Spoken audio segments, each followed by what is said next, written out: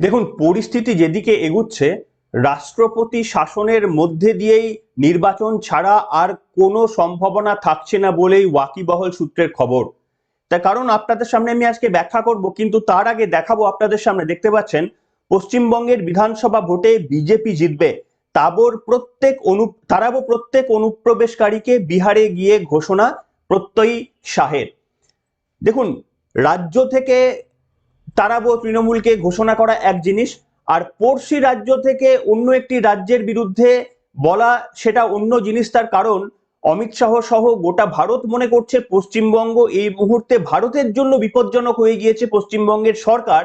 তার কারণ অনুপ্রবেশকারীদের এরা একেবারেই জামাই আদরে গোটা দেশের মধ্যে ঢোকার পারমিশন করে দিচ্ছে, এবং সেটা অত্যন্ত ভয়ঙ্কর। তাই অমিত শাহ গতদিনে এসএসবি অর্থাৎ কেন্দ্রীয় একটি বাহিনীর পরিকাঠামোর মানে উদ্বোধন করতে গিয়ে সেখানে পরিষ্কারভাবে বলেছেন যে এবারে পশ্চিমবঙ্গের নির্বাচনে আমরা ওখানে জিতবো এবং প্রত্যেকটি অনুপ্রবেশকারীকে চিহ্নিত করব। এসআইআরে শুধুমাত্রই নাম বাদ যাচ্ছে, এরপরে তাদেরকে দেশ থেকেও তাড়াবো বলছেন অমিত শাহ। কিন্তু সেই সুযোগ কি পশ্চিমবঙ্গবাসী দেবেন? তার কারণ এবার যেদিকে ক্রমশ যাচ্ছে, লস্করে তো এবার জঙ্গি ধরা পড়ছে, এবং সব থেকে বড় ব্যাপার তিনি বলছেন, তার মা বলছেন আমার ছেলে তৃণমূল করতো, আমরাও তৃণমূল করি। ঠিক এই জায়গায় যখন প্রায় কার্যত, কেন আপনাদের সামনে আমি বললাম যে রাষ্ট্রপতি শাসন ছাড়া আর পথ নেই, কার্যত সেই দিকেই এগুচ্ছে, সেটা যেমন ব্যাখ্যা করব, তেমনি আবার 28 তারিখে অর্থাৎ আগামীকাল যে ফাইনাল লিস্টটা পাবলিশ হতে চলেছে, সেই ফাইনাল লিস্টে সব্বার নাম থাকবে। জানেন কি আপনারা, এই মুহূর্তে পশ্চিমবঙ্গে 7,08,00,000 ভোটার রয়েছে, অর্থাৎ 58 লক্ষ প্রথমেই বাদ চলে গিয়েছিল খসড়া তালিকায়। তারপর সেখানে মানে 7,66,00,000 প্রথমে ছিল এসআইআর শুরু হওয়ার আগে, খসড়া তালিকায় 58 লক্ষ নাম বাদ চলে যাওয়ার পর 7,06,00,000 ভোটারের নাম রয়েছে। এই প্রত্যেকের নাম কিন্তু থাকবে। তাহলে ম্যাজিকটা কোথায়, কি হলো, ব্যাখ্যা করব আজকে আপনাদের সামনে, কিভাবে আপনাদের বুঝতে পারবেন যে কার নাম ডিলিট হয়ে গিয়েছে বা কি, কারণ সবার নামই থাকবে, ব্যাখ্যা করব আপনাদের সামনে। নমস্কার, আমি প্রলয়। প্রত্যেক দিনের মতো নতুন আরো একটি খবর নিয়ে আপনাদের সামনে আমি হাজির হয়েছি। দেখুন, আমি আপনাদের সামনে প্রথমে ব্যাখ্যা করে নিই যে কেন এই কথাবার্তা চলছে। নির্বাচন কমিশন কার্যত ওই দিকেই এগুচ্ছে যে এই রাজ্যে বোধহয় আর কোনোভাবেই রাষ্ট্রপতি শাসন ছাড়া ভোট গ্রহণ সম্ভব নয় বলেই এক প্রকার তারা মনে করছেন। কেন? আপনারা জানেন বিগত কয়েকদিন ধরেই পশ্চিমবঙ্গে বিভিন্ন রকমের হুমকি, ফোন, ইমেল ব্যবহার করে, দেখতে পাচ্ছেন রোজ বোমাতঙ্ক কলকাতা থেকে বর্ধমান বা চুঁচুড়া, এই ভুয়ো মেল কি নিছকই মজা, না নেপথ্যে অন্য কারণ কি করছে পুলিশ? তো এখানে আপনারা জানেন যে প্রথমে নগর দায়রা আদালত থেকে ব্যাংশাল আদালতগুলিকে সেখানে হুমকি মেল দেওয়া হলো, এবং তার পরের দিনও একই ঘটনা, এবং গতকালও বিভিন্ন রকমের পোস্ট অফিস গুলোকে আবারও সেই হুমকি মেল দিয়ে এই ধরনের ঘটনা ঘটানো হলো। সব থেকে চাঞ্চল্যকর বিষয় হলো এই 3 দিন 4 দিন কেটে গেলেও পুলিশ কোনো এখনো পর্যন্ত ক্লু পেল না। এইটা সব থেকে চাঞ্চল্যকর বিষয়। উত্তরপ্রদেশ হয়ে থেকে যদি কল আসতো, আমার মনে হয় পুলিশ এতক্ষণ হয়তো ক্লু পেয়ে যেত। জানি না এর মধ্যে এমন কিছু আছে বলে পুলিশ হয়তো ক্লু পেয়েও প্রকাশ্যে আনতে পারছেন না। তার কারণ বিচার ব্যবস্থাকে ভয় পাওয়ানোর চেষ্টা কারা করতে পারে সেটা আমাদের মোটামুটি একটা আন্দাজ করতে পারি আমরা। তো ঠিক এই জায়গায় মমতা বন্দ্যোপাধ্যায়ের ইনস্টাগ্রামটাও পর্যন্ত হ্যাক হয়ে গিয়েছে, বুঝতে পারছেন? মানে কোনো সাইবার সিকিউরিটি বলুন, কোনো পশ্চিমবঙ্গের সিকিউরিটি বলুন, কোনো কন্ট্রোল নেই। এই জায়গায় মনে হচ্ছে যে এইখানে একটা নির্বাচন হতে পারে। এটা তো গেল আহ প্রযুক্তিগত, মানে কি বলবো, এটা তো গেল পরিকাঠামোগত সমস্যা। এছাড়াও আপনারা জানেন গতকাল যে সিদ্ধান্ত হয়ে গিয়েছে যে আহ, আজকে থেকেই কিন্তু কেন্দ্রীয় বাহিনীর 240 কোম্পানি তারা আসতে শুরু করেছে। 1 মার্চ থেকে তাদেরকে মোতায়েন করা যাবে। দেখতে পাচ্ছেন আপনারা, আমি একটা লিস্ট দেখাচ্ছি, এই লিস্টটা আমি পুরোটা দেখালেই বুঝতে পারবেন যে কোথায় কত বাহিনী, কেন্দ্রীয় বাহিনী থাকবে সেটারও এখনো পর্যন্ত সেটা ঠিক হয়ে গেছে। যেমন ফর এক্সাম্পল উত্তর 24 পরগনায় সব থেকে বেশি 30 কোম্পানি, ইন্টু 100 করে নেবেন তাহলে হিসাবটা পেয়ে যাবেন। মুর্শিদাবাদ 16 কোম্পানি, হাওড়া 15 কোম্পানি, দক্ষিণ 24 পরগনা 15 কোম্পানি, এরকম এই পুরো লিস্টটা দেওয়া রয়েছে। প্রত্যেকটি জেলায় 1 তারিখ থেকে এদেরকে নামিয়ে দেওয়া হবে। এটা গেল পরিকাঠামোগত প্রবলেম এবং তার সমস্যা মোকাবিলার চেষ্টা। এরপরে আমি আপনাদের সামনে বলবো যে দেখুন কেন সম্ভব নয়। কেন? আপনারা জানেন 7 তারিখ পর্যন্ত এই বিধানসভার মেয়াদ। 7 তারিখ উত্তীর্ণ হয়ে যাবার পর আর মানে এমনি নিয়ম অনুযায়ী রাষ্ট্রপতি শাসন জারি হয়ে যাওয়ার কথা। দেখুন, ভোট এখনো পর্যন্ত যা খবর যে 4 মার্চের আগে ভোটের নির্ঘণ্ট প্রকাশ হবে না, এবং 4 মার্চ যদি নির্ঘণ্ট প্রকাশ হয় 1 মাস সময় লাগবে প্রচার করার জন্য, প্রার্থীদের সুযোগ দেওয়ার জন্য। তাহলে সেটা কার্যত এপ্রিলের তৃতীয় সপ্তাহ চলে যাচ্ছে, তৃতীয় থেকে চতুর্থ সপ্তাহের দোরগোড়ায় চলে যাচ্ছে প্রচার শেষ হতে হতে। এরপর এখনো পর্যন্ত যেটা জানা যাচ্ছে 3 থেকে 4 দফায় নির্বাচন হবে। 3 থেকে 4 দফায় যদি নির্বাচন হয় সেক্ষেত্রে 7 তারিখের মধ্যে মেয়াদ উত্তীর্ণ হয়ে যাচ্ছে এই সরকারে। তাহলে এপ্রিলের তৃতীয় থেকে চতুর্থ সপ্তাহের মধ্যে মানে ওই নির্বাচন যদি শুরু হওয়ার বা প্ল্যান হয়, তারপরে 3 থেকে 4টি দফায় ভোট গ্রহণ করে তারপরে বিধায়কদের সবকিছু সমস্ত শপথ গ্রহণ নিয়ে 7 তারিখের মধ্যে শেষ করা যাবে বলে মনে হচ্ছে না। কেন কথা বলছি দেখুন, আমি আপনাদের সামনে কয়েকটা লাইন পড়ে দিচ্ছি। আপনারা দেখতে পাচ্ছেন এখানে কি লেখা রয়েছে। কমিশন সূত্রের খবর, 14ই মার্চ তথা মার্চের তৃতীয় সপ্তাহের আগে বাংলায় ভোট ঘোষণা হবে না। এক্ষেত্রে ভোট শুরু হবে এপ্রিলের তৃতীয় সপ্তাহে বলছিলাম। এদিকে আগামী 7ই মে শেষ হচ্ছে রাজ্য বিধানসভার মেয়াদ। তার আগেই গোটা ভোট প্রক্রিয়া সম্পন্ন করতে হবে। 3 থেকে 4 দফায় ভোট হবে বলে জানা যাচ্ছে। তৃণমূলের দাবি, নির্বাচন কমিশন পুরোটা জানতো, আগেই এ ব্যাপারে সিদ্ধান্ত নেওয়া উচিত ছিল। তৃণমূলের মুখপাত্র তন্ময় ঘোষ বলেন, এত তাড়াহুড়োর মধ্যে যে এটা হওয়া সম্ভব নয় তা আগেই বোঝা উচিত ছিল। মানে তৃণমূলে বুঝে গিয়েছে যে এত 7 তারিখের মধ্যে আর নতুন আর একটা বিধানসভা মানে একটা মানে নতুন রাজ্য সরকার তৈরি করা সম্ভব হবে না। সেটা তৃণমূল কংগ্রেসও বুঝতে শুরু করে দিয়েছে, এবং এর জন্য দায়ী তৃণমূল কংগ্রেস। প্রথম দিন থেকে অসহযোগিতা না যদি করতো এরা, তাহলে ইন টাইম কিন্তু এসআর প্রক্রিয়া শেষ হয়ে যেত, সেটা তাদের জন্য হয়নি।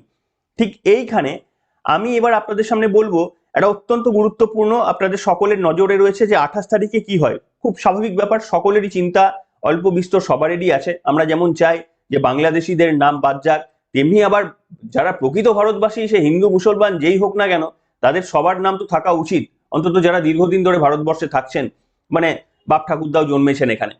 তো এইখানে আমি আপনাদের সামনে বলবো কমিশন কিছু সিদ্ধান্ত নিয়েছে। আপনারা দেখতে পাচ্ছেন, আমি একটা খবর আপনাদের সামনে দেখাচ্ছি। 28শে ফেব্রুয়ারির তালিকায় নাম থাকবে সকলেরই, তবে কমিশন ভাগ করে দেবে ক্যাটাগরি, কি কিভাবে চিহ্নিত হবেন ভোটাররা। তাহলে সবারই যদি নাম থাকে, আমি তাহলে এবার আপনাদের বলি যে আপনারা কিভাবে পাবেন, কিভাবে খুঁজবেন। দেখুন, প্রথমে বললাম যখন এসআইআর শুরু হয়েছিল তার আগে 7,66,00,000 ভোটার ছিল। 7,66,00,000 ভোটার ছিল পশ্চিমবঙ্গে এসআইআর শুরু হওয়ার আগে। খসড়া তালিকায় 58,000 বাদ চলে যায়, অর্থাৎ সংখ্যাটা নেমে প্রায় ওই ধরুন 7 কোটি ওই 6 লক্ষ বা 7 লক্ষের কাছাকাছি নেমে আসে। 7 কোটি 6 লক্ষতে নেমে আসে। এই 7 কোটি 6 লক্ষর মধ্যে 60 লক্ষ এখনো পর্যন্ত এদেরকে কোর্ট এদের সিদ্ধান্ত নেবেন, সেই সিদ্ধান্ত এখনো নেওয়া হয়নি। যারা লজিক্যাল ডিসক্রিপেন্সির এবং আনম্যাপড মধ্যে রয়েছেন, 60 লক্ষ নাম এখনো ডিসাইড করা হয়নি। কিছু লোক ইতিমধ্যেই ডিসিশন নেওয়া হয়ে গিয়েছে, তাদের নাম বাদ যাবে। অর্থাৎ 3টে ক্যাটাগরি। একটা ক্যাটাগরিতে যারা ডেফিনেটলি যাদের নাম থাকছে, একটা ক্যাটাগরিতে যাদের ডেফিনেটলি নাম বাদ যাচ্ছে, আর মধ্যের ক্যাটাগরিটা প্রায় 60 লক্ষ যাদেরকে মানে এখনো পর্যন্ত ভেরিফাই করে ওঠা যায়নি। তো 28 তারিখের যে লিস্টটা বেরোবে সেখানে কিন্তু এই 3টে ক্যাটাগরির লোকেদের নামই থাকবে, এবং যাদের প্রকৃত নাম মানে যাদের নাম অ্যাপ্রুভ, ভেরিফাইড এন্ড অ্যাপ্রুভ, তাদের পেছনে হয়তো কিছু লেখা থাকবে না যে অ্যাপ্রুভ, মানে সেটা ধরে নিতে হবে যে আপনাদের নাম অ্যাপ্রুভ। যাদের নাম ডিলিট হয়ে গিয়েছে তাদের নামের পেছনে ডিলিটেড বা ডিলিট এরকম কোনো শব্দবন্ধ জুড়ে দেওয়া হবে, যাতে বুঝতে পারেন যে আপনার নামটা ডিলিট হয়ে গেছে, বা আপনার ধরুন কেউ মারা গিয়েছেন তার নামের পেছনে দেখবেন ডিলিটেড রয়েছে। এবং যারা সব থেকে ওই গন্ডগোলের ব্যাপারটা হচ্ছে আনম্যাপ বা আনভেরিফাইড, যারা তাদেরটা অ্যাডজুডিকেশন বা বিচারাধীন এইরকম ভাবে তাদেরটা ট্যাগ করা থাকবে। অর্থাৎ এই যে 66 লক্ষ বা 60 লক্ষর কাছাকাছি যে এখনো পর্যন্ত করা যাবে না, তাদেরটা অ্যাডজুডিকেশন বা বিচারাধীন বলে ট্যাগ হয়ে থাকবে। এরপরে 28 তারিখের পর বিচারপতিরা, আপনারা জানেন কিনা জানি না, আরো একটা খবর এই প্রসঙ্গেই, যে উড়িষ্যা এবং ঝাড়খণ্ড থেকে 100 জন করে বিচারপতিদের এইখানে আবেদন করা হয়েছে কলকাতা হাইকোর্টের পক্ষ থেকে, তারা যেন পশ্চিমবঙ্গে এসআইআর এই ভেরিফিকেশনের কাজে যুক্ত হতে পারেন। তো তারপরেও এই যে 60 লক্ষের মধ্যে যাদের মানে ধরুন যদি কোনো একটা অংশের নাম ভেরিফাই হয়ে যায় before filing of the nominations of the candidate, তার আগে যদি হয়ে যায়, তাহলে তখন কিন্তু আবারও একটা হয়তো সাপ্লিমেন্টারি লিস্ট বা দুটো সাপ্লিমেন্টারি লিস্ট বেরোবে, যাদের নাম এই ভেরিফিকেশন তালিকার মধ্যে, এই যেগুলো এখনো অ্যাডজুডিকেশন লিস্টে থাকবে কিন্তু যেগুলো যদি ভেরিফাই হয়ে যায় নমিনেশন দেওয়ার আগে, তাদের নামের জন্য আবারও সাপ্লিমেন্টারি লিস্ট বেরোবে। সেই লিস্টটা মূল লিস্টের সঙ্গে এগুলোকে আটকে দেওয়া হবে। অর্থাৎ খুব সোজা কথায় বললে, এই যে 28 তারিখে যে আপনার লিস্টটি বেরোতে চলছে, সেটা থেকে যদি দেখেন 2024 সাল আর এবারে এই লিস্টের মধ্যে প্রায় 1,20,00,000 নামের ডিফারেন্স থাকবে। 1,20,00,000 নামের ডিফারেন্স থাকবে। এই 1,20,00,000, তার মধ্যে 58 লক্ষ তো একদম কনফার্ম ডিলিটেড খসড়া তালিকাতে, তারপরে এর মধ্যেও আরো বেশ কিছু, মিনিমাম 1,20,00,000 বললাম, তার থেকেও কিছুটা বেশি হবে, 1,30,00,000 হতে পারে। তো বাকিটা আনভেরিফাইড অবস্থায় থাকবে। ঠিক এই অবস্থায় পশ্চিমবঙ্গের মমতা বন্দ্যোপাধ্যায় নির্বাচনে লড়তে চলেছেন, এবং এমন একটা পরিস্থিতিতে লড়তে চলেছেন যে সময় কার্যত তার হাতে কন্ট্রোলটা আছে বলে অনেকে মনে করছেন না। তার কারণ আমি আপনাদের সামনে বললাম, যেভাবে একের পর এক হুমকি ইমেল আসছে, সেই মেলগুলো ট্রেস করতে পারছেন। আমি জানি না, দীর্ঘদিন কাজ না করে করে হয়তো ইন্টেলিজেন্স দপ্তরগুলোই বসে গিয়েছে। যদি একটা প্রশাসনকে কাজ করতেই দেওয়া না হয়, একটা, তাহলে তারা আর কি, মানে না ঘষলে যা হয় জানি না। না হলে আজকের এই সাইবার প্রযুক্তির দিনে একটা ভুয়ো মেল কোথা থেকে আসছে, কে পাঠাচ্ছে, একদিন নয় পরপর 3 দিন পাঠাচ্ছে, আমরা ধরতেই পারলাম না, কোনো ক্লুই পেলাম না। এটা হতে পারে? আমি নিজে তথ্য প্রযুক্তির ছেলে হয়ে বলছি যে এটা কার্যত ইম্পসিবল।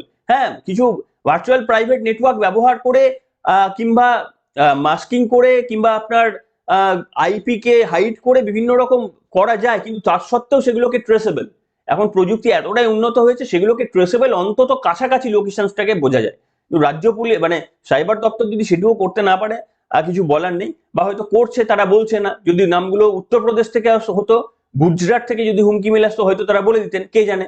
হয়তো এমন কোনো জায়গা থেকে আসছে যেগুলো বললে রাজনৈতিকভাবে রাজ্য সরকারের মুখ পুড়তে পারে কিনা জানি না, সেই কারণে তারা বলছেন ইফস অ্যান্ড বার্ডস, আমার কাছে কোনো তথ্য নেই। তো যাই হোক, এই পরিস্থিতিতে নির্বাচন হতে, এক বললাম যে পরিকাঠামোগত মানে অবস্থা খারাপ, তারপরে বললাম কেন্দ্রীয় বাহিনী নামিয়ে দিচ্ছে, যেটা অন্য কোনো রাজ্যে হচ্ছে না, পশ্চিমবঙ্গে এতদিন আগে থেকে কেন্দ্রীয় বাহিনী নেমে পড়ছে। এবং তৃতীয়ত, যে ভোটের নির্ঘণ্ট আপনাদের সামনে বললাম, সেই নির্ঘণ্টের মধ্যে দিয়েও কার্যত ভোট করা যে সম্ভব, এমনটাও কিন্তু মনে হচ্ছে না। কারণ এক দফায় ভোট হলে তবুও হয়ে যাওয়া সম্ভব, যদি দফাটা 3 থেকে 4 দফায় হয়, সেক্ষেত্রে 7 তারিখের মধ্যে সমস্তটা করে শপথ গ্রহণ করে অন্য নতুন শাসক দল, মানে যে আসবে, তৃণমূল আসুক যেই আসুক, তাদের হাতে ক্ষমতা পাঠ তুলে দিয়ে 7 তারিখের মধ্যে ওথ নিয়ে নেওয়া মুখ্যমন্ত্রীর, এটা কার্যত ইম্পসিবল বলেই মনে করা হচ্ছে। তবে দিনটা হয়তো আরো কতদিন, 15 দিন, জানি না, এরমও হতে পারে যে মাত্র 15 দিনের জন্য একটা শর্টেজ হচ্ছে, কিংবা 20 দিনের একটা শর্টেজ হচ্ছে, তাহলে ওই 15 থেকে 20 দিনটা পশ্চিমবঙ্গকে বাঁচিয়ে দিতে পারে। জানেন তো, এই 15 থেকে 20 দিনটা অত্যন্ত ইম্পর্টেন্ট, কারণ আপনারা সকলেই চান এবং আপনাদের কমেন্ট সেকশনে সেটা রিফ্লেক্ট করে যে এই পশ্চিমবঙ্গে এই মমতা বন্দ্যোপাধ্যায়ের শাসনকালে এই রাজ্য পুলিশকে দিয়ে, তার কারণ কেন্দ্রীয় বাহিনীও রাজ্য সরকারের অধীনে থাকবে, রাজ্য সরকার ঠিক করে দেবে কোন জায়গায় কত বাহিনী থাকবেন, কিংবা কোথাও যাওয়ার প্রয়োজন রয়েছে কিনা, কোথায় তারা রাত্রিরে শোবেন, এ অনেকটা তাদের ডিসিশনের উপর নির্ভর করে। কাজে এই প্রশাসনকে দিয়ে যতই আপনি মানে যতই আপনি কেন্দ্রীয় বাহিনী আনুন না কেন, বুথের ভেতরে যে কারচুপি হয়, সেটা তো আমরা গত লোকসভাতে দেখেছি। ভুড়ি ভুড়ি কেন্দ্রীয় বাহিনী এনে কিছু করতে পারেনি, ওই কেন্দ্রীয় বাহিনী দিয়ে কিচ্ছু লাভ হয় না। নির্বাচন কমিশন এরপরে যদি কোনো না ড্রাস্টিক সিদ্ধান্ত নিতে পারেন, যদি না মানে বুথের ভেতরেও ধরুন কেন্দ্রীয় বাহিনী রাখলো, কিংবা 356 ধারার মধ্যে দিয়ে নির্বাচন অনুষ্ঠিত হলো, মানে ম্যাসিভ কোনো একটা অ্যাকশন যদি না নেয়, তাহলে শুধু এই এসআইআরেও রক্ষা হবে বলে আমার বিশ্বাস নেই। কারণ তৃণমূল কংগ্রেস চুপচাপ বসে নেই, তারা জানে যে এসআইআরে এত নাম বাদ চলে গিয়েছে, এরপরেও তারা চেষ্টা করছে যে এই পরিবর্তিত পরিস্থিতির মধ্যে দিয়েও কিভাবে নির্বাচনে জেতা যায়, তারাও হাল ছেড়ে বসে নেই। তো এটা আমার ব্যক্তিগত মতামত, আপনাদের কি মতামত লিখে জানাবেন। এখন 28 তারিখের অপেক্ষা, এখন আমরা কেউই জানি না কার নাম থাকবে না থাকবে না, কাকে কতটা লড়াই লড়তে হবে, এটাও কিন্তু একটা নির্ভর করছে। যদি তারা ঠিক কাজ করে থাকেন তাহলে ঠিক আছে, তাহলে সেটা কিন্তু শাসক দলের বিপক্ষে যাবে। আর যদি ভুল কাজ করে থাকেন, অনেক ধরুন এই যে 60 লক্ষের মধ্যে ম্যাক্সিমাম ধরুন, হওয়ার চান্স কম, যে ম্যাক্সিমাম জেনারেল মানুষ, মানে খুব সাধারণ মানুষের যাদের নাম থাকা উচিত, যাদের ঠাকুরদাও এখানে জন্মেছেন, তাদেরও যদি ভুলবশত আনডিসাইডেড হয়ে বা মানে সেগুলো বিচারাধীন হয়ে যদি চলে আসে, তাহলে মানুষের মনে একটা নেগেটিভ প্রভাব পড়বে। এখন নির্বাচন কমিশনের দায়িত্ব অনেকটা, তারা কতটা মানে শক্তভাবে কাজ করেছে সেই লিস্টটা প্রকাশের পরই কিন্তু অ্যাকচুয়াল সেই জনমতটাও কিন্তু ভোট বাক্সে বন্দী হবে। নির্বাচন কমিশনের পক্ষে যদি ভোট হয় তাহলে সেটা বিজেপি ভোট পাবে, নির্বাচন কমিশনের বিরুদ্ধে যদি ভোট হয় তাহলে সেটা তৃণমূল কংগ্রেস পাবে। সেটাও আমাদের লক্ষ্য রাখতে হবে যে 28 তারিখের প্রথম ফাইনাল তারিখাতে কি রেজাল্ট নির্বাচন কমিশন তারা কতটা স্বচ্ছতার সঙ্গে করতে পারলো তার উপর। আপনাদের মতামত লিখে জানাবেন, যদি বিশ্লেষণ সন্তুষ্ট লাগে, যদি নতুন কোনো ইনফরমেশন দিতে পারি তাহলে নিশ্চিতভাবে আপনাদের কমেন্টের প্রতীক্ষায় থাকলাম। বাকি যে কোনো মতামত আপনারা অবশ্যই তো লিখতেই পারেন। এখনকার মতো এখানেই।